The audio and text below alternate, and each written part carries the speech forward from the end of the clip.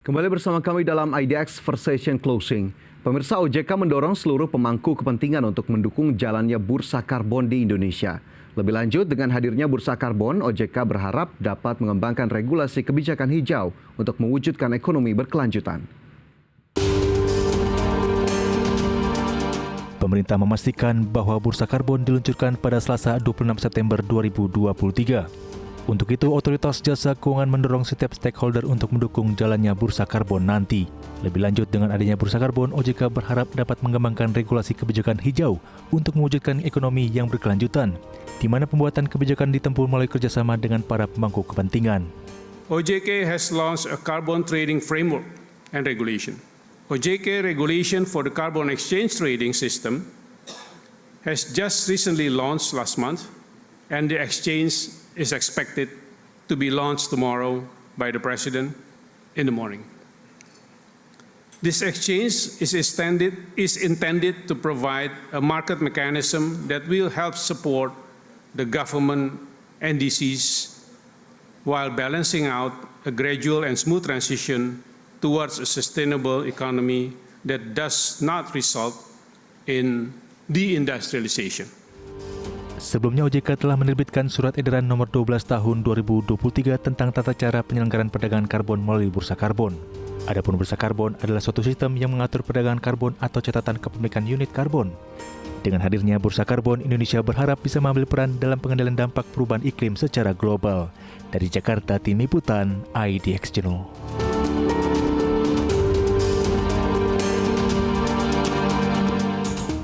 Ya, pemirsa, peluncuran bursa karbon menjadi komitmen Indonesia untuk mengurangi emisi gas rumah kaca atau net zero emission pada 2060. Tujuan lainnya adalah untuk mendorong transisi energi serta mengendalikan perubahan iklim. Agar bisa mendapatkan pemahaman lebih jelas terkait dengan hal ini, pemirsa, mari kita ulas bersama mengenai bursa karbon. Ya, bursa karbon adalah sistem perdagangan karbon yang mencakup jual beli kredit karbon. Bursa karbon dirancang untuk mengatur perdagangan izin emisi karbon serta mencatat kepemilikan unit karbon sesuai mekanisme pasar. Singkatnya, bursa karbon merupakan sistem perdagangan di mana izin emisi karbon diperjualbelikan dengan tujuan mengurangi emisi gas rumah kaca. Satu kredit karbon yang dapat diperdagangkan setara dengan penurunan emisi 1 ton karbon dioksida.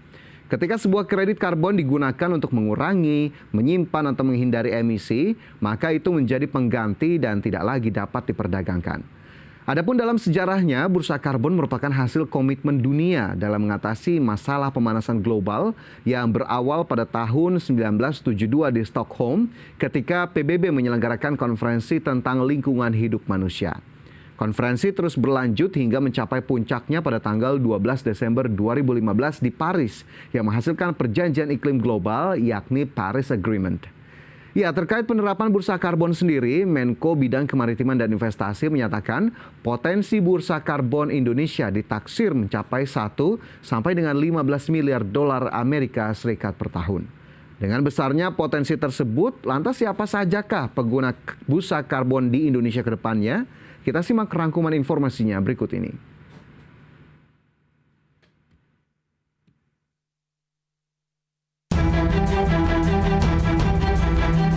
Sebagai penyelenggara bursa karbon yang ditunjuk Otoritas Jasa Keuangan, Bursa Efek Indonesia menjelaskan syarat dan prosedur menjadi pengguna jasa bursa karbon. Adapun pengguna jasa bursa karbon terdiri dari pelaku usaha perdagangan emisi, pelaku usaha non-perdagangan emisi, pemilik proyek, dan pihak lain yang telah mendapat persetujuan dari OJK.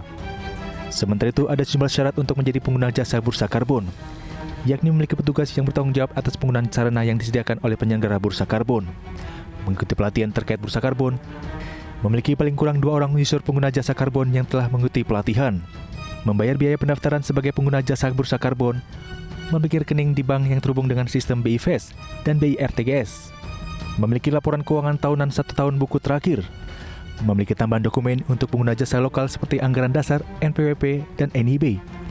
Serta syarat terakhir yaitu memiliki tambahan dokumen untuk pengguna jasa asing atau memiliki legal entity identifier. Selanjutnya, prosedur menjadi pengguna jasa bursa karbon diantaranya calon pengguna jasa bursa karbon menyampaikan permohonan dengan mengisi formulir. Berikutnya, paling lambat hari kelima setelah calon pengguna jasa bursa karbon menyampaikan informasi secara lengkap. maka penyelenggara bursa karbon melakukan penelaahan terhadap dokumen yang disampaikan calon pengguna jasa bursa karbon. Dan terakhir, penyelenggara bursa karbon menyampaikan konfirmasi persetujuan atau penolakan kepada calon pengguna jasa bursa karbon. Dari Jakarta, Tim Liputan, IDX Channel.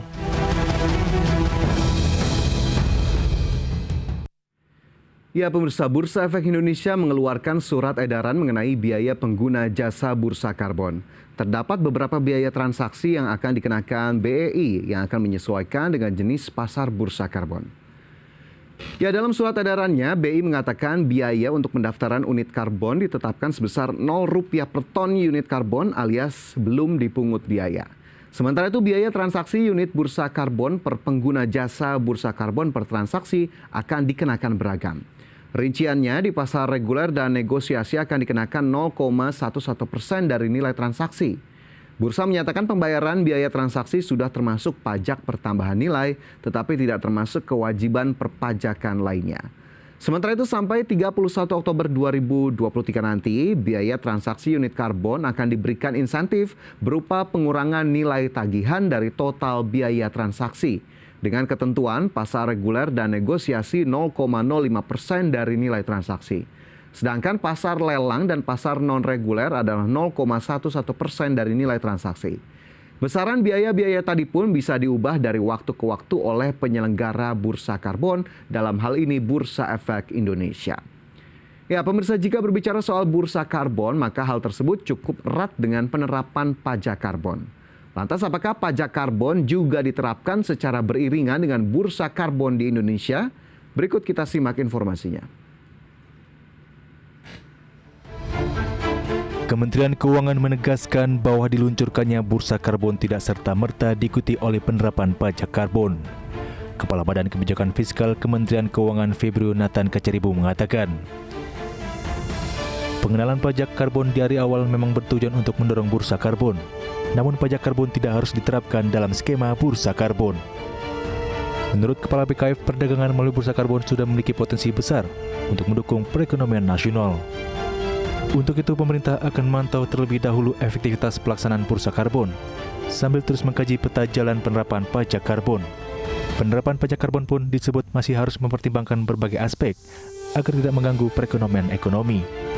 Sementara itu, terkait kehadiran bursa karbon di Indonesia, Ketua Dewan Komisioner Otoritas Jasa Keuangan, Mahendra Siregar mengungkapkan bahwa hasil perdagangan karbon akan dapat menjadi reinvestasi untuk keberlanjutan lingkungan hidup, terutama pengurangan emisi karbon. Dari Jakarta, Tim Liputan, IDX Channel.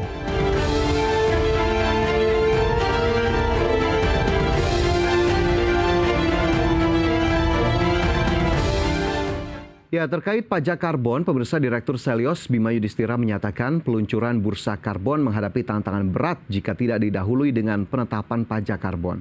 Sebab ia menyebut idealnya peluncuran bursa karbon harus didahului oleh penetapan pajak. Ya, masih dari Selyos yang menjelaskan bahwa sistem perdagangan karbon adalah cap and tax plus cap and trade seperti lazimnya di semua negara. Maksud dari sistem ini adalah pajak dijadikan sebagai insentif untuk melakukan perdagangan karbon.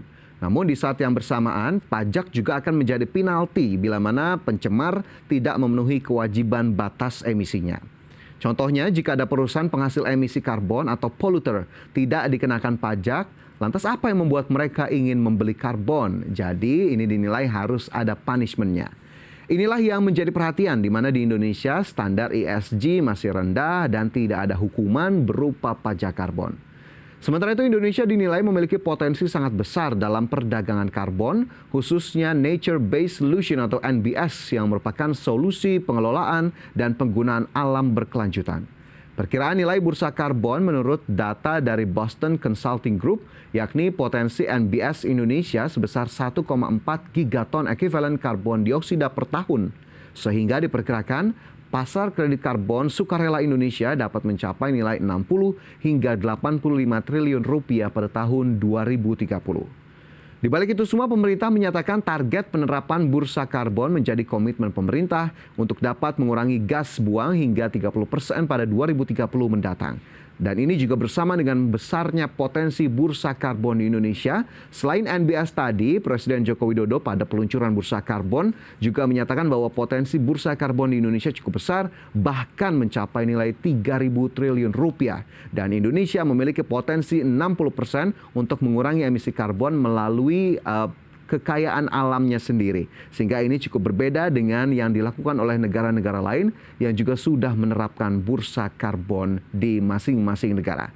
Dan kita harapkan peluncuran bursa karbon bisa menjadi tonggak tersendiri bagi upaya Indonesia untuk mengurangi emisi karbon atau mencapai Nationally Determined Contribution atau NDC pada tahun 2060, sekaligus bisa menjadi tonggak bagi berkembangnya ekonomi berkelanjutan dari saat ini hingga ke depannya. Dan pemirsa, tetaplah bersama kami, IDX First Session Closing akan segera kembali sesaat lagi.